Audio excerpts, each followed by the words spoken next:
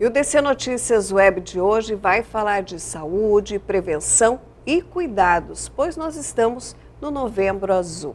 E para ir dar esses detalhes, nós estamos recebendo o médico oncologista, urologista, Nário Takimoto, que vai conversar conosco. Doutor, seja muito bem-vindo ao DC Notícias Web. Muito obrigado, eu quero agradecer todo o grupo, quero agradecer você pela oportunidade, sempre é muito bom a gente poder contribuir um pouquinho com informação. E o Novembro Azul é muito isso, é trazer a informação para a gente trazer esclarecimento e tirar aqueles medos, aqueles tabus que ainda prejudicam os nossos homens de terem acesso em tempo adequado, né, à sua saúde e evitar assim comprometimentos maiores, né, de doenças que às vezes são tratadas e até às vezes nem são necessários grandes procedimentos, né? Doutor, pois é, falando em Novembro Azul, prevenção, cuidados. Qual é o principal problema hoje para se tratar o câncer de próstata? O câncer da próstata é uma doença que eu penso que o principal problema dele é que ele é insidioso e ele é meio, ele causa assim poucos sintomas. Então você não pode confiar que você vai descobrir ele por sintomas. Na verdade, para ser bem pragmático, o câncer, quando ele está em estágios iniciais, ele não causa praticamente nenhum sintoma. De modo que ele é tricky, né? Ele é uma coisa que te engana. Então, se nós homens esperarmos ter sintomas para que nós possamos procurar auxílio médico, chegaremos sempre tarde. Eu penso isso seja um mau problema.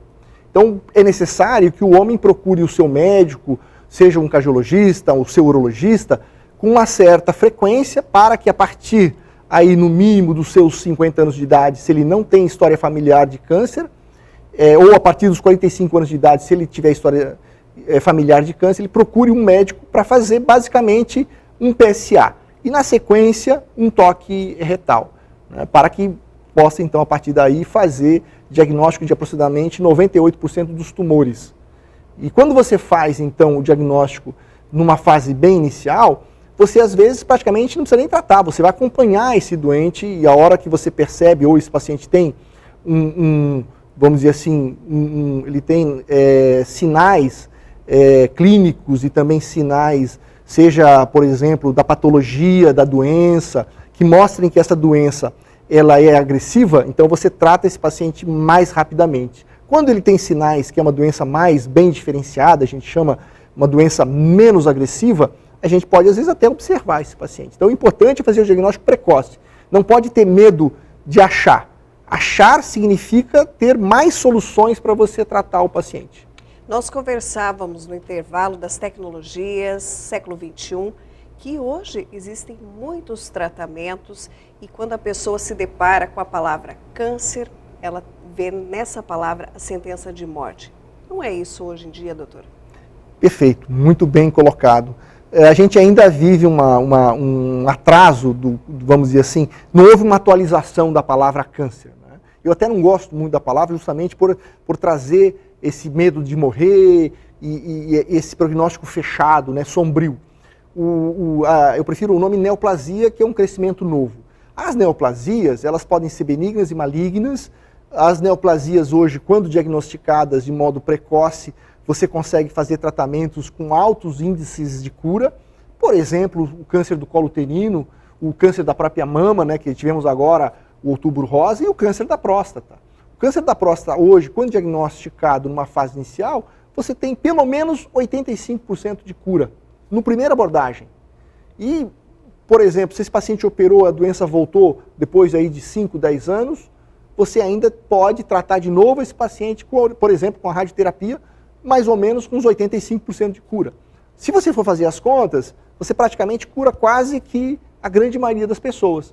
No entanto, se você deixa isso para depois, você não vai conseguir tratar esse paciente com essa mesma taxa de cura, né? Você vai conseguir muitas vezes só paliar a doença e postergar a piora de qualidade de vida desse paciente, né? Então, o grande segredo, eu penso, é você fazer o diagnóstico precoce. E para isso você precisa fazer o acompanhamento com o seu médico, né? Como a gente já falou, basicamente com 2 exames, o toque retal e o exame do PSA, que é uma substância que a gente tem no sangue, que dosa, e ao ter uma elevação desse PSA, a gente sabe que existe alguma doença na próstata. Ou é uma prostatite, ou é um crescimento benigno, ou eventualmente o câncer.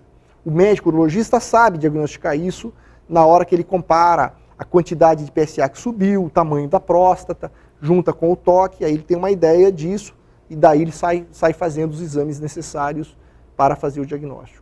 Doutor, o senhor deve se deparar no seu dia a dia com o preconceito, a vergonha ainda de muitos homens, nesse caso de fazer um exame, de contar para a família.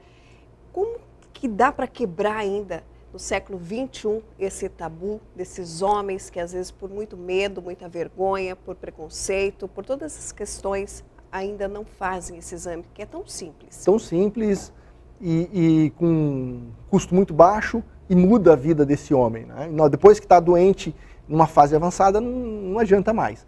Eu penso que a solução para isso é o próprio Novembro Azul, esse movimento que começou aí há mais de 20 anos, né? Praticamente mais de 20 anos aí, está completando, né, agora, e é um movimento que começou lá na Austrália com essa ideia de informar, né? Na época eles chamavam de Movember de mustache, né, que é bigode do inglês, e November, né, que é novembro. Então era o novembro para falar do homem, porque mesmo lá na Austrália ainda se tem essa coisa do preconceito, do homem achar que ele não fica doente, que ele é o super-homem, né, nunca adoece. Isso faz parte um pouco desse estereótipo, né, que a gente ainda tem do homem, né? E a gente sabe que isso não é verdade. Tanto é que o homem vive no Brasil ainda, em média, 6, 7 anos menos do que vive uma mulher.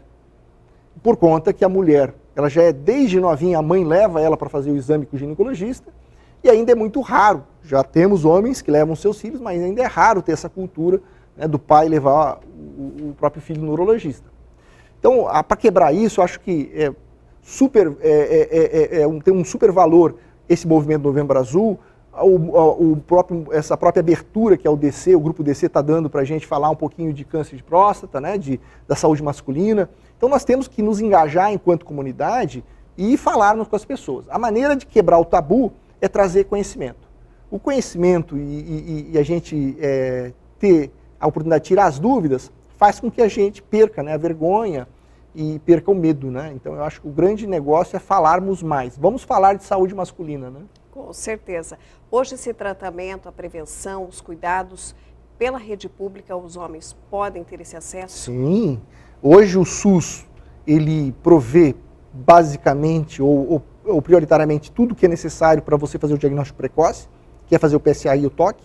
Além disso, pelo SUS, aqui em Foz nós temos um CACOM, que é uma unidade do SUS que atende câncer de próstata, todos os tipos de câncer, na verdade. E lá você provê também fazer a biópsia guiada por ultrassom e com isso ter o diagnóstico. E o tratamento também, você consegue fazer todo ele pela rede pública sem custo algum para as pessoas. Que muitos procurem, que muitos ouçam essa entrevista, essas informações repassadas pelo senhor, que é uma causa muito importante, muito necessária hoje na sociedade. Eu quero agradecer, muito obrigado mais uma vez pela oportunidade e desejar aí que os homens percam, né, um pouco mais o medo e a vergonha e procurem os seus médicos para que eles possam tirar as dúvidas, ter os esclarecimentos e com isso fazer o diagnóstico ou, inclusive, conversando, você vai mudando os seus hábitos, vai buscando uma postura mais saudável, né? A gente precisa se responsabilizar mais pela saúde, né? Nós podemos, indo ao médico ou mudando uma alimentação, fazendo pequenos gestos, a gente pode melhorar a nossa vida, independente de toda a dificuldade que a gente sabe que a gente sofre hoje no mundo, né? Muito obrigado. Dr. Nário Takimoto, nós que gostaríamos muito de agradecer a sua participação conosco no DC Notícias Web e essas preciosíssimas informações. Foi um prazer bater esse papo, conversar com o senhor aqui no DC. Obrigado.